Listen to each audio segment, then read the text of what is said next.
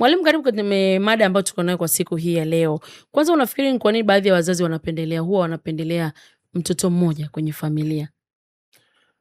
Ni kweli jambo hilo linatokea sana kwenye jamii kwa sababu tofauti tofauti. Na sababu ya kwanza ni kutofautiana kwa kipato kwa baadhi ya watoto. Kwa wale ambao wameshakuwa watu wazima sasa. Yaani wale watoto ambao wameshakuwa watu wazima, unakuta wewe una mtoto ameajiriwa, mwingine hajaajiriwa. Lakini makuzi na malezi unaotumia kumlea yule mtoto, kwa sababu upendo unapandikizwa na chuki inapandikizwa. Na ukisoma katika kitabu kile cha Mwanzo sura ya 37 mstari wa 31, utaona hili jambo lilitokea kwa Yakobo. Alimpenda Yusufu kuliko wa ndugu zake, na alimshonea nguo ambayo ni nzuri kuliko wale ndugu zake. Sasa yeye alivyokuwa anafanya hivyo, alifikiri kabisa kwamba ndugu zake wanafurahi. Kumbe lile jambo lilikuwa linatengeneza chuki na wivu kwa ndugu zake na Yusufu. Kwa hiyo hata walivyokuja kumuuza walikuwa na chuki ndani, kwa sababu walikuwa wanaona akishonewa koti ni zuri kuliko ya kwao, akishonewa kanzu ni zuri kuliko ya kwao. Sasa ukisoma Mwanzo 37 ule mstari wa 31, utaona pale vizuri kwamba hata walipokuwa wanataka sasa kumuua, walimtambua kwa zile nguo. Na Biblia inasema kwamba walimchinja mnyama, wakavua nguo ambayo babake alikuwa amemnunulia, wakailoweka kwenye damu, wakamrudishia baba yake. Mzee alipoona akasema kabisa, hii ni nguo ya Yusufu mtoto wangu. Kwa hiyo ameraruliwa na mnyama mkali. Kwa hiyo ndugu zake walimuua kwa sababu ya hii hali sasa ya mzazi kupenda mtoto mmoja zaidi kuliko wengine. Mbaya sana hiyo. Lakini kwa upande mwingine Biblia inazungumza, sasa ninajibu kimaandiko, si ndivyo? Yes. Biblia inazungumza pia kwenye kitabu cha Methali sura 22 ule mstari wa 6. Mlee mtoto katika njia impasayo, naye hata isahau hata japokuwa mzee. Kwa hiyo mtoto ukilea, kama una watoto zaidi ya wawili, ukiwalea kwa upendo, ukimpenda kila mmoja, ile ni nzuri zaidi. Anavyosema hata isahau hata japokuwa mzee. Hakuna mtoto anaweza kubadilika akiwa uzeeni. Yaani hata wewe ulivyo hapa mtu mzima, kama kuna malezi ambao wazazi wako hawajakupa malezi mazuri, huwezi kubadilika. Hata kama ukienda kanisani sasa hivi ukabadilika tabia na mwelekeo, kwa sababu umeharibikia kwenye misingi. Kwa hiyo hiyo hali ya kuchukia hao watoto pia inakuwa hivyo, kwa sababu unakuta baadhi ya watoto wengine sasa wazazi wamegundua na vitu vinaitwa DNA. Ameenda huko, ameenda kupima DNA zake huko, amegundua kumbe huyu mtoto sio wa kwangu. Sasa inainua chuki, anamchukia. Anaweza hata akamwekea hata sumu akamuua, kwa sababu utandawazi na kuongezeka kwa teknolojia. Kuna watu ni wanandoa kabisa, lakini hawaaminiani. Unakuta mtoto akizaliwa, baba anaenda kwa siri, anaenda kucheki DNA. Sasa hiyo pia inatengeneza hicho kitu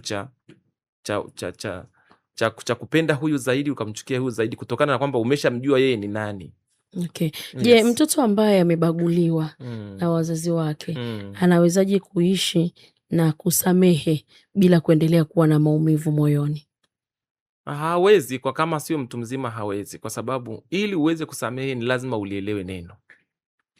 Na neno la Mungu linazungumza kabisa kwamba kwenye kitabu kile cha Marko sura ya 11 mstari wa 24 mpaka 25 inazungumza kwamba mnapokuwa katika kusali achilieni ikiwa mna neno juu ya mtu.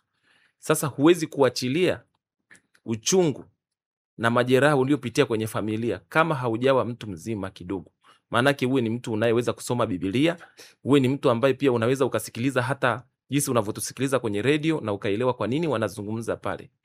Lakini watoto wa namna hiyo pia, kama ni wadogo na wanakutana na mazingira hayo, sio rahisi sana kusamehe, kwa sababu hawajui hata maana ya kusamehe. Kwa hiyo wanaweza wakakimbia nyumbani, wakaishi kwenye mazingira ambayo sasa ni ya kuhamwa, kama unavyoona watoto ambao ni wa mtaani, na wengine unakuta sasa wanazurura mjini tu, hawana mwelekeo. Ni kwa sababu pia ya hali hizo za kiubaguzi ambazo ziko kwenye familia.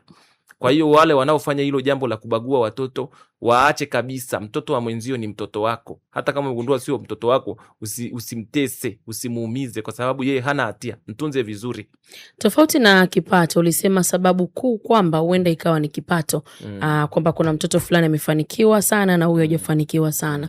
Kuna wale ambao wanabaguliwa tangu wakiwa wadogo. Unafikiri nini kinasababisha mzazi au mlezi anabagua tu watoto wake? Yaani ana watoto wake, unaona kabisa huyu Jackson, huyu atakuwa ni mtoto, huyu ni wa baba. Huyu Belinda huyu ni wa mama. Lakini kuna huyu ambaye amekaa katikati, hajui aende kwa baba, hajui aende kwa mama. Chanzo inakuwa ni nini? Hata tukiangalia kwenye Biblia, kwenye historia ya Yakobo, kama sijakosea, Yakobo alikuwa na Esau na nduguye. Nao pale na mama alikuwa akimpenda mtoto fulani na baba alikuwa akipenda mtoto fulani.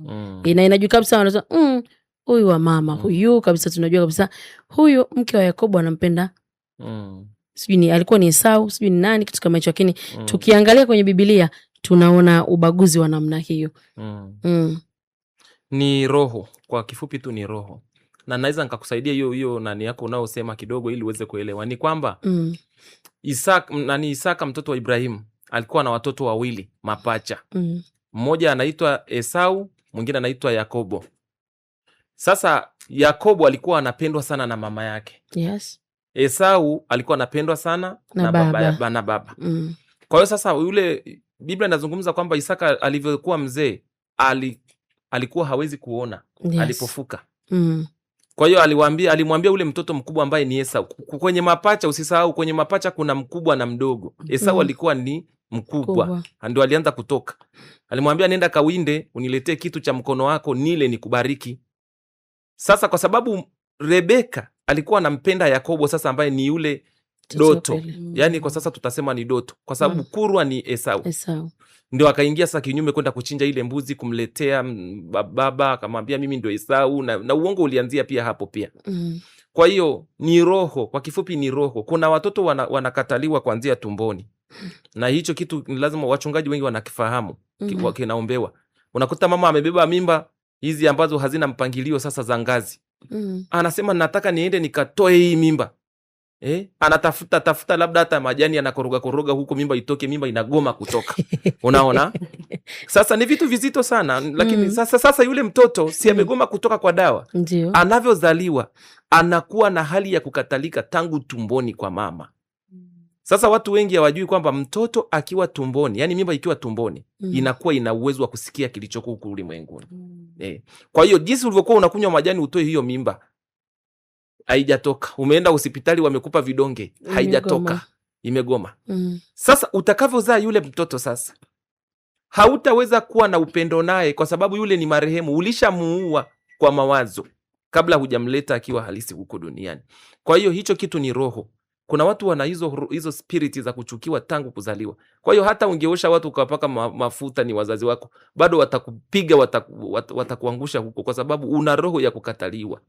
Sasa wachungaji wanavyoomba wanavunja zile roho. Hata sisi tunavyoomba tunavunja sana hizo roho za kukataliwa. Na ziko nyingi sana. Unaweza ukawa una hiyo hali ya kukataliwa sana.